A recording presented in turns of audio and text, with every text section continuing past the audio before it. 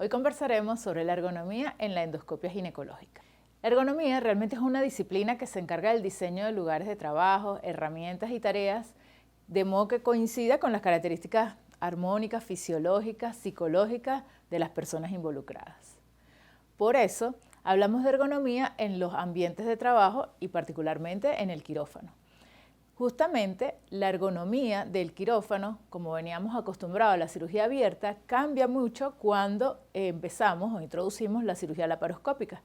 ¿Por qué? Porque hay gestos, la mirada, la misma postura del cirujano y del equipo van a cambiar en la medida en que se introducen todos estos equipos que nos permiten realizar la cirugía.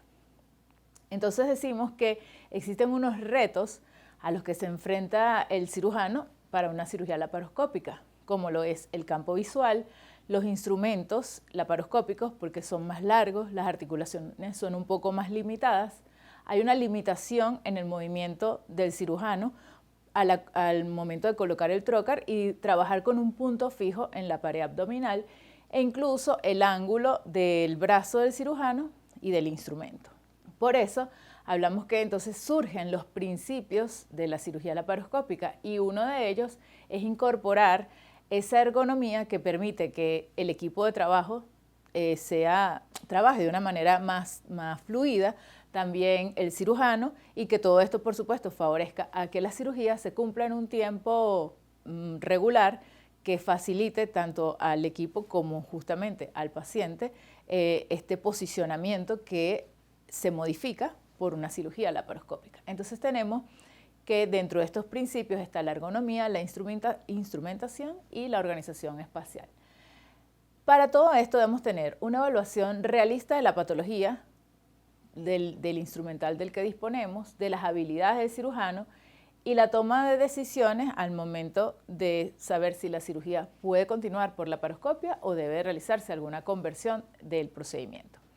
La ergonomía entonces nos ayuda a que organicemos tanto el campo de trabajo en el ambiente, en el paciente, lo que hablamos de la colocación y el posicionamiento de los trócares, de modo que siempre tengamos como objetivo el órgano que vamos a intervenir y que todo confluya a que se pueda mantener la posición del cirujano también de una manera cómoda para que el trabajo sea más rápido y fluido. La instrumentación, mientras los instrumentos sean más versátiles, nos van a permitir una mejor funcionalidad, así como las técnicas quirúrgicas propias de la laparoscopia que se modifican mucho con respecto a la técnica quirúrgica habitual de la cirugía abierta. La organización espacial, hablamos no solo de la organización de la colocación de los trócares, sino también de las salas quirúrgicas propias de la laparoscopia que también van a tener un ambiente y una organización diferente. Por ejemplo, acá tenemos el paciente para una cirugía laparoscópica ginecológica va a tener un posicionamiento específico como lo es el Trendelenburg, los brazos en paralelo y debe tener una almohada cervical, aunque más adelante ampliaremos esto. Fíjense, la sala operatoria, lo ideal sería operar en salas operatorias como la que aparecen acá, donde vemos que tenemos los televisores colgantes desde el techo, son pantallas planas usualmente, y todo el instrumental los otros equipos médicos deben de estar siempre más bien sin cables para que permitan una mejor circulación del personal durante toda la cirugía. Esto sería lo que llamamos las salas inteligentes de cirugía laparoscópica. Y finalmente el equipo quirúrgico que también adopta una organización espacial dentro del campo que también va a variar, como lo voy a explicar. Fíjense, por ejemplo acá, la organización en la sala operatoria, la posición de la paciente, en este caso ginecológica, las piernas semiflexionadas, Trendelenburg en una posición de 15 a 25 grados de inclinación, los hombros con soporte, ya que cuando la paciente está en Trendelenburg, pues puede desplazarse un poco hacia la parte superior de la camilla, que no es la idea, para lo tanto debe mantener unos soportes en los hombros que lo eviten, que eviten que se deslice. También los glúteos deben de estar colocados lo más distal, es decir, hacia la orilla del otro borde de la camilla, donde va a posicionar la paciente los glúteos. Los muslos y las piernas preferiblemente estirados y con una leve flexión. los brazos de la paciente siempre a los lados de su cuerpo para permitir también el mejor posicionamiento y que el médico cirujano pueda desplazarse, y la colocación de la sonda nasogástrica y vesical como parte de mantener lo más vacío, tanto estómago como vejiga, y la canulación del útero, que va a depender si requerimos o no la manipulación de acuerdo al tipo de cirugía que se vaya a realizar. Entonces todo esto, como ven, pues ha ameritado que existan unas modificaciones en el ambiente, en la organización del espacio y hasta en los mismos gestos de los médicos que están en la intervención. No solo los cirujanos, también hablamos del instrumentista, del médico anestesiólogo, o sea, todos los que participan de la cirugía laparoscópica van a tener acá un cambio en sus hábitos y gestos. También la postura del cirujano, el adaptarse a la visión 2D, que básicamente es la visión que obtenemos a través de pantallas, la colocación de los trócares en los puntos fijos del abdomen, donde no podemos estar tampoco colocando más trócares de los absolutamente necesarios, la disminución de la propiocepción y la coordinación mano-ojo del cirujano, que también se ve limitada y por lo tanto hay que entrenarla, la instrumentación específica, a la cual también hay que adaptarse, y el acceso a la cavidad peritoneal. Entonces, la distribución de los cirujanos es elemental. Acá lo importante es la colocación con respecto al lente, que es lo que nos va a permitir la visión. Lo que vamos a estar viendo es lo que el lente óptico tenga enfrente a él. Por lo tanto, ese lente óptico debe estar en una posición que nos permita llegar al órgano, y por supuesto la visión del cirujano hacia el monitor. También vemos que incluso el campo quirúrgico va a tener una serie de elementos que no son tan frecuentes o convencionales en la cirugía abierta, y que todo esto pues también debe tener una organización que, dependiendo de esta organización, la cirugía va a ser más fluida, más fácil. Y entre los cambios que adapta el cirujano, fíjense que aquí tenemos dos imágenes. La imagen de la izquierda es una posición neutral en bipedestación, donde básicamente, como explicaré más adelante, el cirujano va a estar en una posición cómoda que le va a permitir trabajar las horas que sea necesario sin sentir fatiga. Mientras que la otra imagen que ven, bueno, es la imagen que solemos ir adaptando en la medida en que tenemos más horas de trabajo o que no tenemos una autoconciencia de nuestro posicionamiento corporal. Y esto es elemental para el cirujano. Entonces, ¿en qué consiste? La posición y la altura del monitor y de la mesa van a permitir que el cirujano tome una postura, como les dije, ergonómica. Y esto es la cabeza derecha con el eje del tronco, sin rotaciones, sin tener que estar viendo hacia los lados o muy hacia arriba o hacia abajo, porque eso entonces genera fatiga a nivel del cuello. Los hombros en posición relajada y neutra, los brazos que estén más bien cerca del cuerpo, una inclinación de los codos entre 70 y 90 grados para que el cirujano pueda tener una posición, como les digo, neutra, que es lo más fisiológico. Los antebrazos deben de estar en un eje horizontal que desciende ligeramente para prolongar lo que es la longitud de los instrumentos. Entonces, esto es lo que va a permitir que trabajemos de forma fácil. Además, las manos en pronación, que es la posición de descanso fisiológica, los dedos ligeramente en garra. Fíjense que acá, mientras les estoy explicando, esa es la posición que usualmente tenemos. Es una posición que es neutra y que nos permite estar bastante tiempo sin sentir agotamiento. Y el cirujano puede estar sentado o de pie de acuerdo a la preferencia, y muchas veces también de acuerdo a la altura que nos permite la mesa operatoria bajar o subir. Por eso es importante que la altura del monitor sea una altura óptima por debajo del eje horizontal de la visión del operador, aproximadamente entre 15 y 20 grados. ¿Para qué? Para permitir justamente que podamos mantener la mirada al monitor sin generar fatiga a nivel cervical. La distancia del monitor debe ser entre 80 y 120 centímetros, también para evitar la fatiga ocular, que el cirujano tenga que estar enfocando la imagen que está viendo a distancia. El cirujano también debe estar en un eje de convergencia frontal con el monitor, con el instrumento y evitar las rotaciones del cuerpo, porque entonces también eso dificulta, genera fatiga y al generar fatiga se genera también una distracción del cirujano con respecto a la cirugía. Por eso es que es tan importante la ergonomía y que estemos en autoconciencia como equipo del área quirúrgica, no necesariamente como médicos, pero sí que todo el equipo tenga la autoconciencia de la ergonomía. La altura óptima de la mesa quirúrgica, que era lo que les mencionaba anteriormente, se obtiene cuando el instrumental está alineado con los codos del cirujano para evitar la angulación de las muñecas o de los pulgares. Entonces, en la medida en que estemos haciendo esto, pues se nos va a fatigar. En cambio, si estamos en una posición cómoda, donde la muñeca está alineada y el pulgar pueda trabajar, porque recuerden que estos instrumentos debemos de sostenerlos como las pinzas, entonces, y permitir también la roticulación, entonces debemos tener las manos básicamente libres. El cirujano y el asistente deben de tener 4 manos libres para poder operar mejor y los monitores deben de ser planos, que cuelguen preferiblemente del techo, como les mencionaba anteriormente, que sean pantallas que estén en movimiento libre y que el equipo laparoscópico esté permanentemente en esa sala y, como les comentaba anteriormente, todo lo que son el resto de los equipos, preferiblemente sin cables.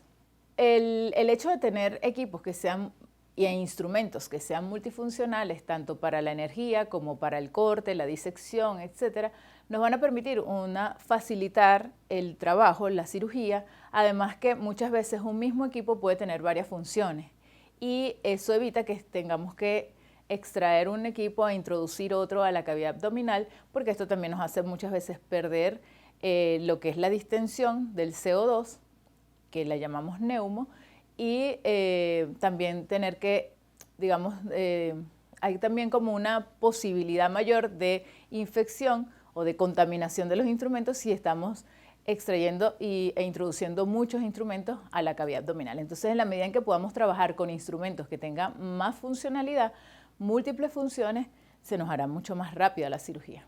Entonces, acá les coloco las principales funciones de los instrumentos. Tenemos la aprehensión, la tracción, la disección, separación, los cortes, que pueden ser monopolares, mecánicos, la coagulación, que nos va a permitir coagular los vasos, evitar el sangrado.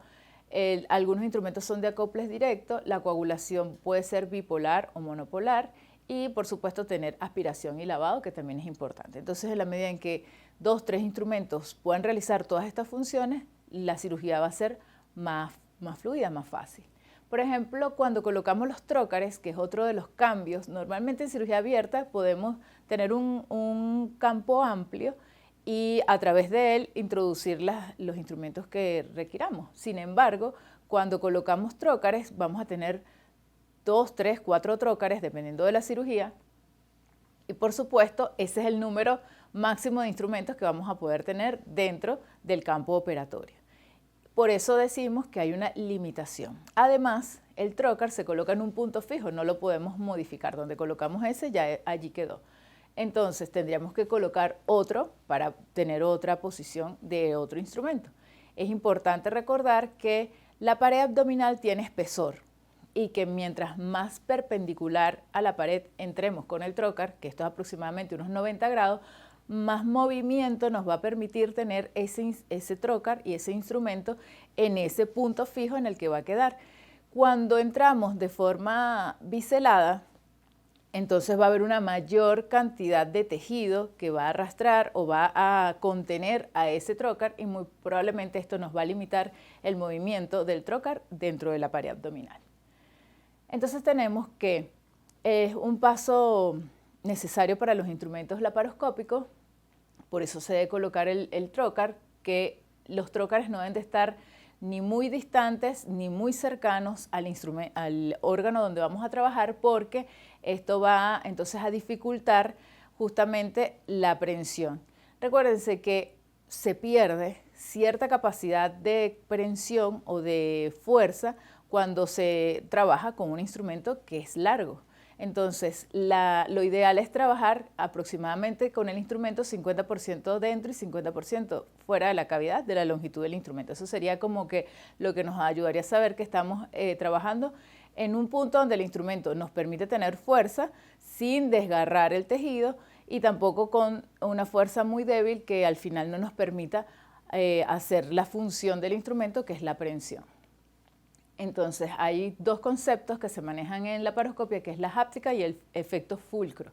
Uno de ellos realmente lo que nos lleva es a tener que entrenarnos en reconocer la consistencia de los tejidos sin poder tocarlos directamente. Recuérdense que cuando estamos operando a través de la laparoscopia con instrumentos, pues no vamos a poder tocar directamente el tejido que nos da tanta información. Entonces, esta información nosotros la vamos a ir adquiriendo en la medida en que entrenemos, porque vamos a ir reconociendo a través de un tejido lo que transmite, la información que transmite a nuestra mano y a nuestros centros de propiocepción, y así podemos entonces saber cuán denso o duro o blando es el tejido que estamos tocando, y además la fuerza que tenemos que hacer para que podamos tocarlo, arrastrarlo, separarlo sin desgarrarlo.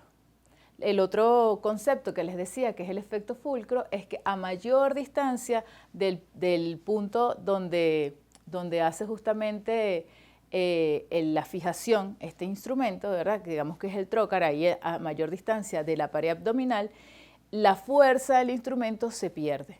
Mientras que muy cercano a ese punto de anclaje, entonces la fuerza es mucho mayor y podemos más bien terminar dañando el tejido. Entonces estas son dos habilidades y dos características de la laparoscopia que no vamos a tener en la cirugía abierta y que la vamos a tener que entrenar previamente, preferiblemente en simuladores, y que pueden ser tanto secos como en simuladores con órganos a través del uso de animales, donde podemos entonces ir entrenando estas habilidades, que son básicamente habilidades de propiocepción.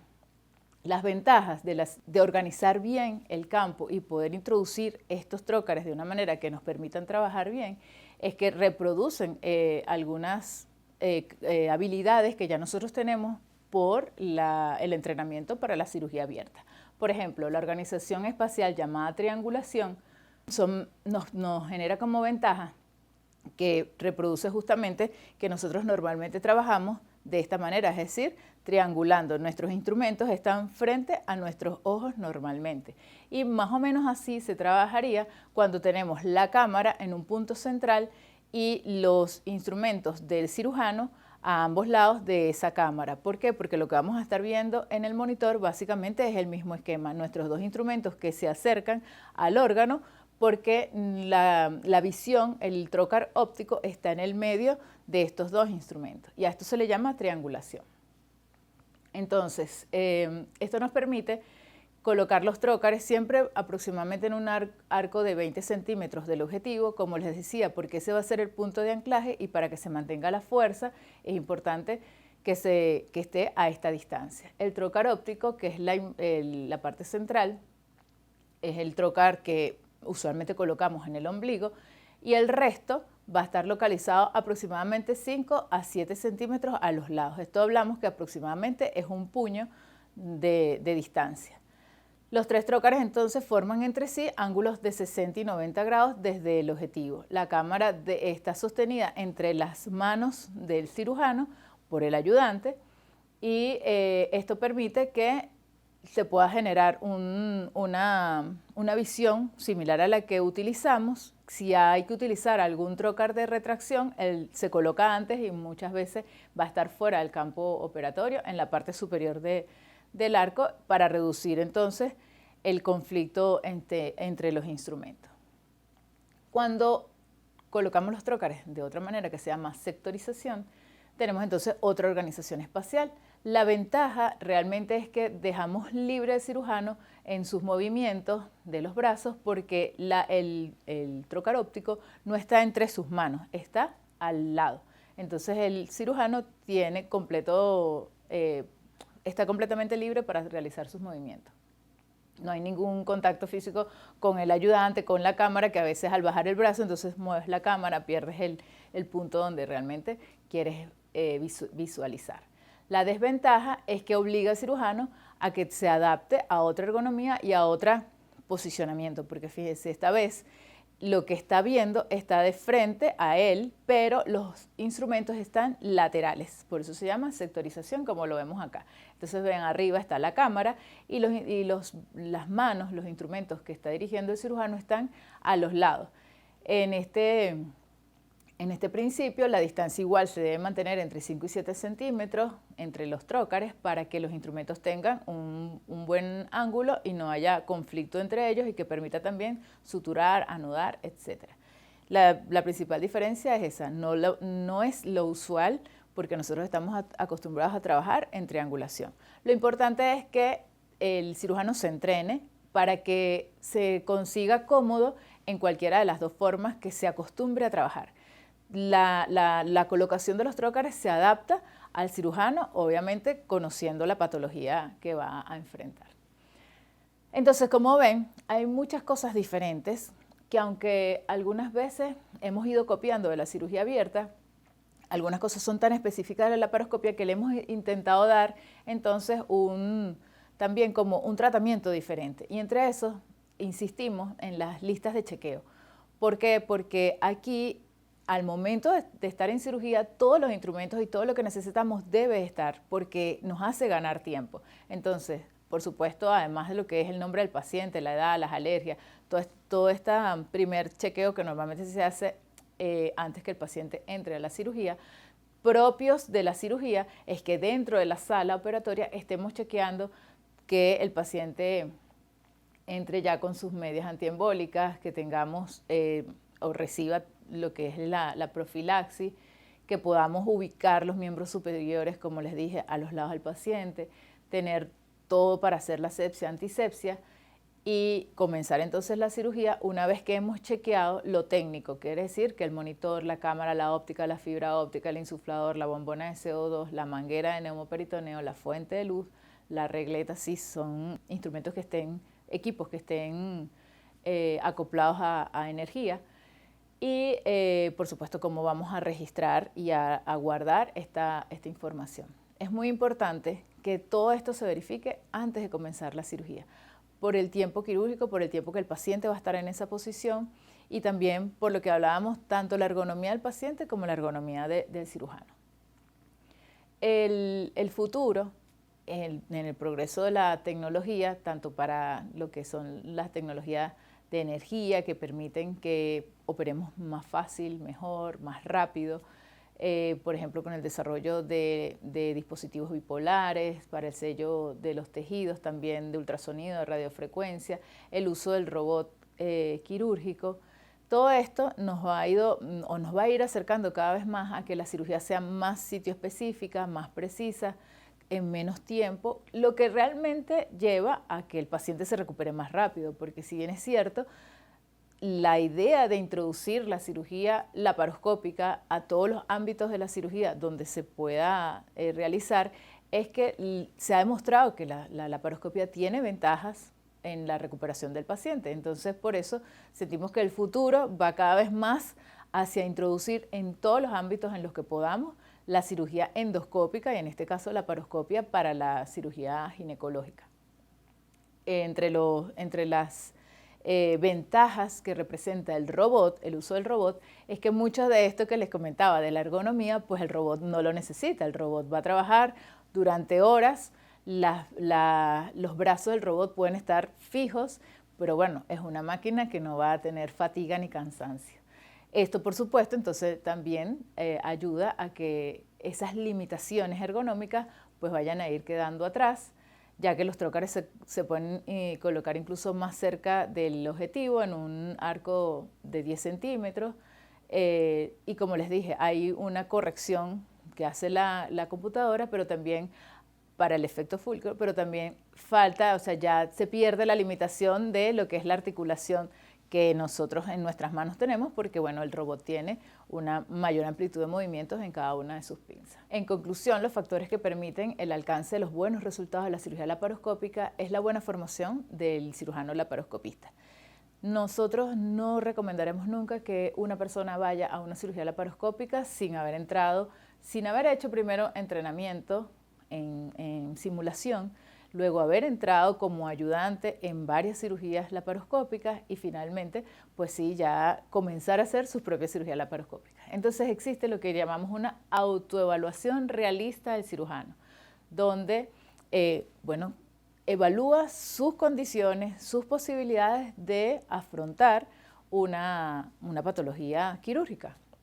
Por supuesto, ya después de allí, todo lo que tiene que ver con lo que les acabo de explicar, el posicionamiento del paciente, la postura cómoda, ergonómica, tanto para el cirujano como para el paciente, el instrumental óptimo suficiente, los buenos sistemas ópticos. Nunca recomendamos que si no está viendo bien, continúe con una cirugía laparoscópica porque es esencial la buena imagen para poder tener el buen resultado.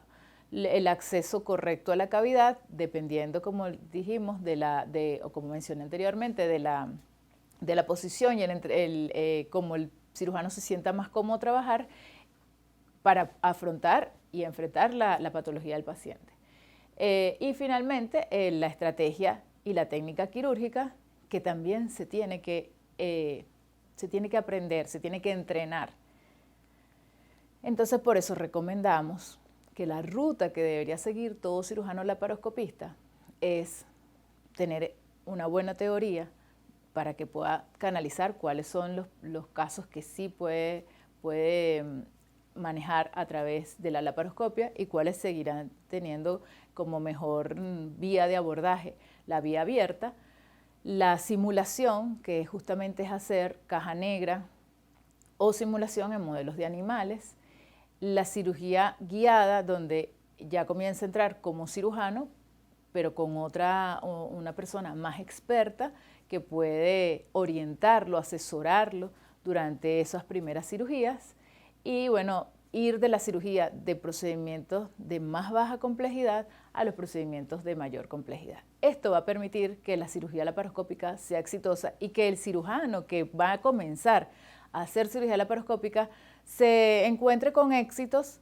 y no con fracasos, porque justamente estos fracasos muchas veces truncan la posibilidad de que la persona se sienta cómoda en la cirugía laparoscópica y truncan la posibilidad de que sus pacientes vayan a una cirugía laparoscópica, porque siempre seguirá prefiriendo la cirugía donde se siente más cómodo como cirujano, que seguirá siendo la cirugía abierta.